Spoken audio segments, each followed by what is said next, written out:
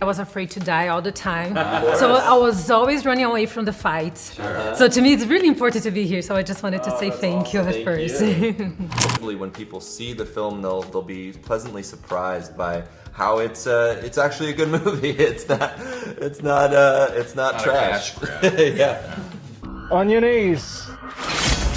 Okay, chop it off. Chop it off. Let's do it.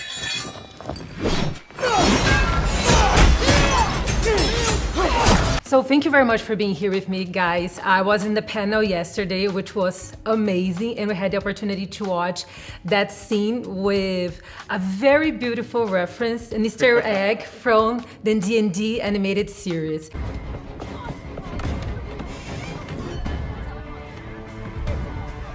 And I wanted to know, can we expect more Easter eggs from the animated series? Can you please tell me a little bit about? Sure. I mean, in that sequence, those characters play a big part, and in the entirety of the film, there are a ton of Easter eggs and things that people that are big fans of the game are going to appreciate. But of course, we don't want to, throw the kitchen sink at the movie and make it so that it's just loaded with a bunch of references. So it was really finding that balance of things that people are familiar with and introducing people who aren't familiar with the movie to a whole new world. That's great.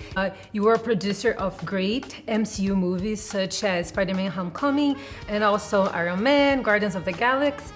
Can we expect that kind of production here with D&D? I think that this is as big as anything that I've ever, sought to make. In terms of scope and scale and total immersion of magical madness. It's everything. It's the whole shebang.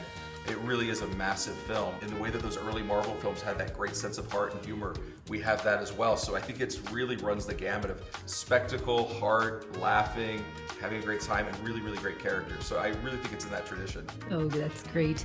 John and Jonathan, we were able to watch another scene. There was an amazing scene, a lot of humor, and I have to say that I'm a huge fan of Game Night. To me, was one of the greatest comedies released in the last few years. And I wanted to know from you, why did you guys think that bringing this flavor of the comedy was important to the story? Because when you play Dungeons and Dragons, you're laughing, and the campaigns that people create have built-in humor to them. I don't think anybody just plays it seriously all the time, and we felt like that was an integral part of what Dungeons and Dragons is, and we wanted to make a movie that would be as fun as it is exciting. There's plenty of fantasy stuff out there that's adventurous and big and epic and all that. There's not a lot of laughs in it, so that's what we wanted to bring.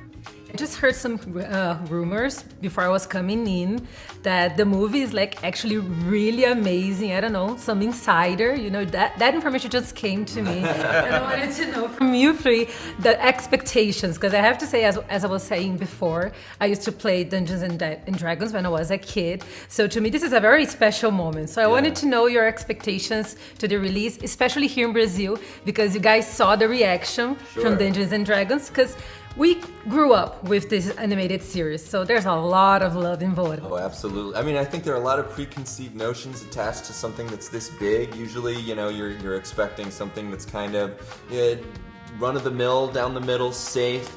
And this is something that we really set out to make different from everything else that's out there. So that was our first and foremost goal, and hopefully when people see the film, they'll be pleasantly surprised by how it's actually a good movie. It's not trash. Yeah.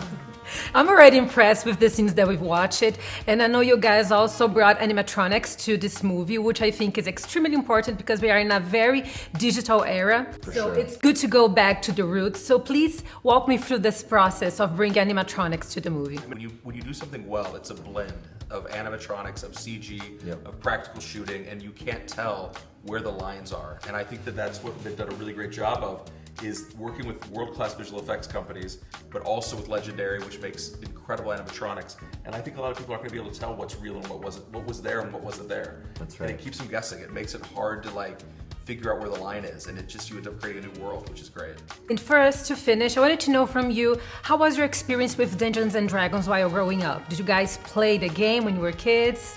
Yeah, my brother was a dungeon master, my older brother, and he would kill me off a lot. Kind of like you had your experience. Yeah. But I remember it was entirely new because, you know, we were already playing video games back then, and to play something that had no screen, that had no real board, it was just all in your imagination, was really kind of unique. Yeah, I started playing when I was 14. That's when I was introduced to it, and then took a break from it for a while, and then started playing, surprisingly enough, just before we started working on this film. I'd been in a campaign for 2 years, and so it was something that I knew was really special and could kind of set itself apart from a lot of other things, the fantasy genre. That's great. What about you, Jeremy? Yeah, I did not have a lot of familiarity with the game as a kid.